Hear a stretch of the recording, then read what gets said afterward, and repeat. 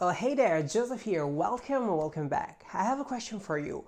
What is the real process to film a video for your social media in line to help you save time and stress? Or how can you actually plan a month of content in advance? These are all questions that my client Kat Lee had for me on our last session, and for this video I decided to take you behind the scene with us. At the end of this call, you and Kat will achieve three main goals: a video creation strategy, how to film your video effectively to avoid stress and save time, a content creation strategy to be more accountable and consistent, and last but not least, how to repurpose your content effectively across different platforms. But before we get to it, let me introduce you Kat. Kat is an incredible solopreneur. She works as a social media manager and occasionally project manager. We connected last year as she did a project within my agency for quite some time. And then she decided to spread her wings and work alone. We started working together again in a different level. She approached me again at the beginning of 2021 because she started working on her personal brand. She created a new YouTube channel, she created a new Instagram. When we started working together at the beginning of the year, Kat faced three main challenges. She was really shy in front of the camera. She is a very introverted person, so speaking in front of the camera, just like I'm doing right now, was a big challenge for her. Another big challenge that Kat is facing is the lack of consistency for her own content. While she's very good with client work, when it comes to her personal brand, she really struggled with consistency. Last but not least for Kat was the challenge of lacking of structure. Now, this video, it's a little longer than my usual videos, so I want you to sit back, relax, take notes, and enjoy. Last time we talked about recording in 10 clips max to then help you edit in a better way. So Yep. how did you find that strategy? Did you find the fact that you record few clips and then edit them together quicker, or would you think it's better for you to go and edit a long clip and then crop it? Well, for me, taking the video wise, I think it's easier for me because one, I only have to think about that segment. I don't have to think about how am I gonna end this video or how I'm gonna transition to from one point to another. And editing wise, it's also very helpful because I know that this clip is talks about this point one and this clip it only talks about point two. And if I have to redo it, I don't have to, go to through all the a long video form and find okay where did I actually speak about on this video. Like I don't have to do that. So I like it. It's very helpful. That's And good. I'm gonna continue using that strategy. Every video is not more than 5 points on YouTube. So Mm-hmm. if it's a reel on Instagram, I do Instagram reels, I do 3 hacks. If it's on YouTube, I do 5. Lots of people do 9 hacks, 10 hacks. I feel like if you are looking to gain It's too retention much. on your YouTube channel, you want people to watch the video till the end, you need to keep it quick. You need to keep it sweet and fast. So 5 hacks, 3 hacks, it's perfect. I found the 3 hacks on YouTube works really well for watch time. So I think it's about testing. An advice that I can give to you, if you have a video that you feel is getting way too long, it Yeah. can happen sometimes because when you're recording a tutorial, when you're doing, when you're explaining something, you get into the flow of the speaking and you don't realize that Yep. actually the video takes a while. So what I Yeah. learned to do is to actually break it in 2 parts. So you voice over the part of the video at the end and you say, hey, this is part 1, come back for part 2. This gives the audience a reason to subscribe and come back to your page, and you can upload the part 2 in a couple of days, but this allows you to have 2 pieces of content with 1 video. Yep. I love it. The way I plan my content, I write the content first and then I film it. So on the writing side, it's really good and you want to kind of be complete. And, as we discussed last time, we don't want to script the video. We want to bullet point the video. So we use bullet points to kind of go to the flow of the video, and we break down the points of the video in clips. So point 1 will have clip, Mm-hmm. point two will have clip and so on. So when you edit it, you know already where to go. It's good to be smart and say, okay, great, I want my videos to be a length of 10 minutes or 6 minutes. Or maybe you do a series where the video are shorter, but you do them more consistently. So by doing so, you have the opportunity to actually say, okay, I do a 15 minutes video, but then I crop it into 6 minutes part. So I have one piece of content. It takes me 2 hours to do, but then I have content for Yeah. weeks. Got it. Got it. Yeah, I like that. Helps you a lot, Um, especially with the video that you do lots of tutorial.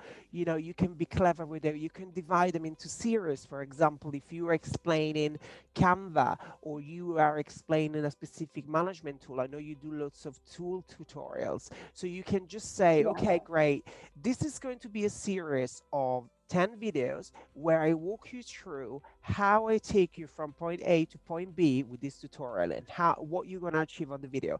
As we discussed before, in the first 15 seconds of your video, you want to share exactly what's the takeaway that the viewer is going to get. Like, you want to hook them with that. And then once you've done that, you can go to step two and say, okay, great, this is the video. And we are doing X amount of parts, and you can come back for more. I notice a lot of series on Instagram and YouTube. Series tend to Yeah. keep people very engaged. Like, people won't come back for more, they want to see it.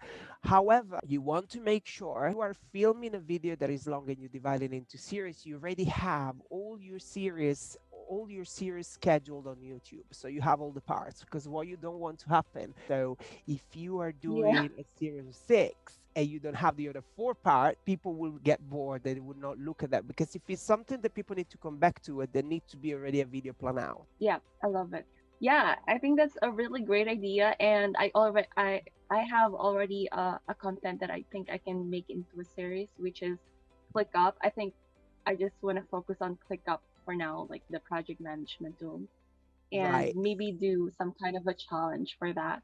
Yeah. Look at the parts of the video that you recorded and think about if there is any of these parts that you can time lapse the video and make it quicker, that can become a reel for you.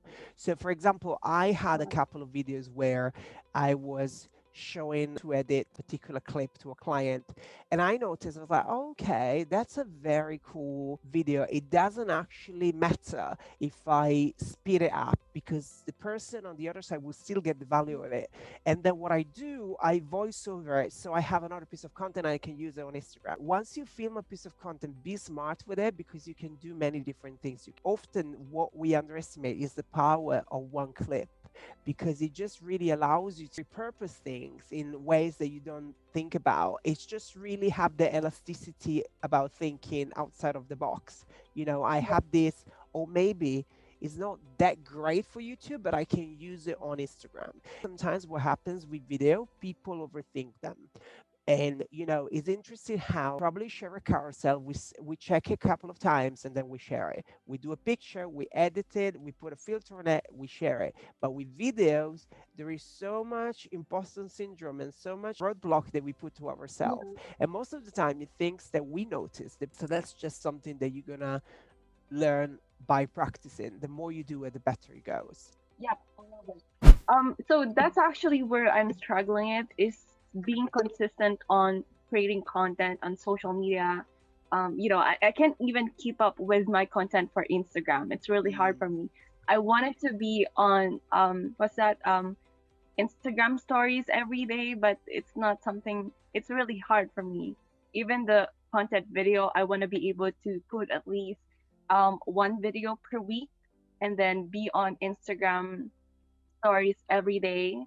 I mean, have at least content for that, and then find a way on how I can repurpose. I don't like reinventing the wheel every time, like creating different content for Instagram and have another content, a different content for YouTube, for TikTok, whatever. I want it to be like kind of just what you're saying, repurposing everything, so I don't have to Sure. reinvent the wheel because it's gonna take a lot of time and effort. Oh, absolutely. It's so time consuming if you don't repurpose. And it does get overwhelming. You're going to find yourself burn out within weeks Yeah. if you keep creating content all the Yeah. time. You find a system and a way that works for you, because lots of the time we compare ourselves to people, and we discussed this last time. We compare ourselves to people that are in phase 6 and we are in phase 1 on our journey. So people might have a Yeah. team, and that's where, I would love to have the opportunity to, repurpose my video on a blog post and put it on Pinterest, purpose that video on a podcast. So I did that for a while, but you are a solopreneur, it's very difficult to do everything by yourself. Where is Mhm. find the difficulty? Is it like, do you struggle to keep consistency because of the editing process? Do you find difficult think like you're not planning ahead enough to be able to kind of come out with a topic all the time? Or is it because, for example, on stories, you mentioned story, is it because you don't feel comfortable to show up every day on camera, for example? What is the biggest challenge for you? Good question. So for me, I think my struggle is I think it's a lot easier for me to think of ideas. Like I know what content I should be creating. It's just really putting in the work that I think I procrastinate a lot. That's the Mm. thing. Like maybe I just need someone to hold me accountable because as a solopreneur, like I used to be like work at my own pace. And this is what my other business coach told me. Like, if I want to see a change or success, I have to do a bit of sacrifice, and I kind of have to push myself to do the work. And yeah, so I think that's really where I'm struggling. And maybe a little bit overwhelmed too, because I feel like um, I I have to be on all these social media platform. I need to be consistent, and um, hearing you tell me that I should only focus on two platforms for now, maybe I think that would help me start being consistent on what I'm doing. Yeah, I hear you there. We've been working together for a while now, since the beginning of the year. Yeah. You are learning so many different things that require time to digest and to process. Plus, you're working with me, then you have another coach for business. I help you with the strategy on social media. But what really happens here, Yep. you get to a point where when you are looking to put the work to do what you actually have to do, because you are still processing and digesting what you're learning, it becomes really overwhelming. So Mm-hmm. the my advice for you is, as I mentioned, to focus on two platforms and maybe to give your content a theme. You Mm-hmm. say, okay, I plan a month of content ahead. I hear you there. I tend to procrastinate. I know that if I actually get there to film a video, I am quite quick of doing so. But sometimes you don't feel like you want to film. Exactly. That's true. So so you said you're doing that content creation now, like For for reels. I reels. did that for reels Yeah. because they're like 15 seconds video. It took me a day. I filmed 18 reels in one day. So I'm gonna walk you through how I did it. So hopefully this will help you Yeah. too. Please. So the way I planned the reels, I open a Google Doc and Mm-hmm. I thought about the challenge that I'm doing. Of course, this is a reel every day, which is something that I normally wouldn't do. However, I Uh-huh. did it because it's going to make myself accountable. I was like, well, I'm going to post every day. This is going to have my visibility, my reach. Keywords for April is visibility. So, got a lot of people in the community involved, so they're doing it as well. So, I just thought about this 3 weeks ago. I think we were on a call together when I told you this. Yeah, yeah. You were brainstorming and while we are on the meeting. Yeah. Love it. My best advice for you is to come out with 3 series of reels and you pick 10 ideas for each series. That's amount of content. I pick 3 topics for my reels. So I Yeah. focus, of course, my industry is social media, my niche is video marketing. So I pick Instagram Mm-hmm. hacks, I pick video hacks, and I pick sales hacks. 10 ideas for video hacks, 10 ideas for Instagram hacks. Yeah. So Instagram hacks, I made it a little bit broad because I talked about Instagram hacks on the app, on the platform, but also content strategy hacks as well as branding. I didn't want to overcomplicate it. I just made it into the same Yeah. category.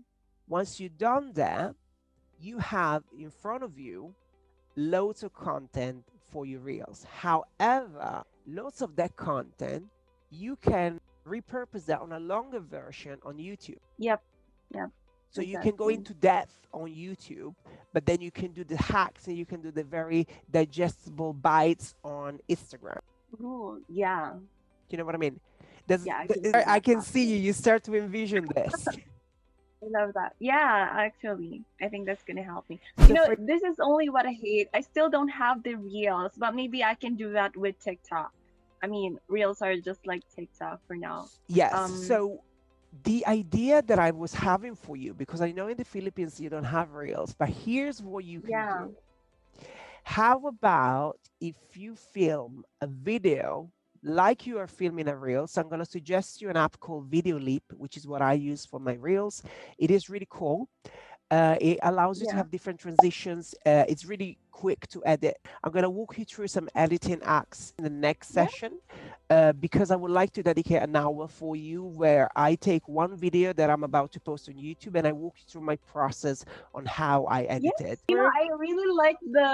I really like all your reels where you have this. You kind of zoom out after you say it one point. So you're using an app for that? Yeah, it's Can you called show me Video that, Leap. please? It's called Video Oh, Leap. yeah. And it has so many cool transitions. The whole purpose of a reel, it has to be engaging. It's 20 seconds where the person needs to stay there. Three key transition on my reels. One of them is the zoom. Then I use the glitch, which is the one that looks like the screen is, it's like an old TV. Yeah. And then I use the swipe. Yep. I would say Yeah. you film the video like it's a reel. However, and that's where you're gonna like this, you're gonna post it on your story Yeah. I love that. Yeah. because you Okay. don't have the feature yet. So if you don't have the feature, you can use it on your story, then it will disappear in 24 hours. And it's up to you if you want to save it on your highlights or if you want to keep it into your archive. And when you have the reels available, you just repurpose all that great content into your reels. And I can also post it on TikTok, right? You can post it on TikTok and you can post it on YouTube as well. Oh, really? Like Yes. So there is a new in function. vertical? I am testing this today. I want to test this YouTube short. So YouTube short is a new opportunity that you have on YouTube to share vertical video. The way you do that, you can do it on your phone, click the plus on the app. The Got it. way it works, you share your video on YouTube like you would do Uh-huh. normally. You put your keywords, you can put a thumbnail if you want. I like to put a thumbnail as well because it keeps my branding Yep. in place. And then what you do, you put hashtag short. When it's hashtag short, it only will appear on mobile phones. Oh, that's smart. Very Love clever. it. So people are not gonna see it on desktop. Like if they're using So desktop, they're not gonna be able. Is one that? of my clients already tested this last month because he did the Yeah. Reels challenge in March. He said, I can't see it on desktop. I went to his page and I could. However, I went Mm-hmm. back yesterday because I was scheduling my YouTube video and I couldn't anymore. Yep. So I think at some point you could, but now it's only on device. But I am under the Yeah. impression it's very customized to the user experience. I think it's up to how you use your YouTube, and sometimes they show it, sometimes it doesn't. Okay. That's something. Yeah, I think I've seen some of this short videos when I was scrolling through YouTube and I said, okay, this looks like video on TikTok, but it's on YouTube. So Yeah, I maybe think that's what you were telling me. here's the deal with the repurpose. You never know. People digest information differently. For example, we have a client in the agency that gains a lot of visibility on LinkedIn for content that is longer form content. Of course, LinkedIn is more of a blog place. People read LinkedIn, it's a great search engine, and the opportunity on LinkedIn is that the algorithm is Yeah. really free and loose. Not everybody uses it to the degree that they should. So if you share a Yeah. blog article, you get a really good exposure. So we are repurposing some Mm-hmm. of the educational content into a carousel on Instagram, but that doesn't really work very well. So we decided to instead voice over that content and have it into infographic that moves into a video, and that worked better. However, I got my team member to write a blog post about the educational content so then they can use that blog into LinkedIn. So it's the same thing, but we just use it in different ways. Start from a Google Doc, and I do a very good explanation of everything. I try to bullet point it already. This will be caption for my Instagram post, my bullet points for my YouTube video, plus it will be an article for LinkedIn. And everything is in the same document, 20% creation and 80% promotion. So here's my question for you. Do you actually have like a schedule on when to post on each platform, or how do you do it? I don't personally use any scheduling app for my personal content. I do for other people. Mhm. However, if you want to use one, I would say use the Facebook Creator Studio. Yeah, I think that's also what I recommend people to use. Coming back to the Instagram story, which was one of your challenges, Yeah. have you ever thought about filming bits of your day for the week and then voice over your story? So you do like a 1 minute blog of your week. You just pick a few bits of Yeah. your week and then you voice over and you put subtitles in it.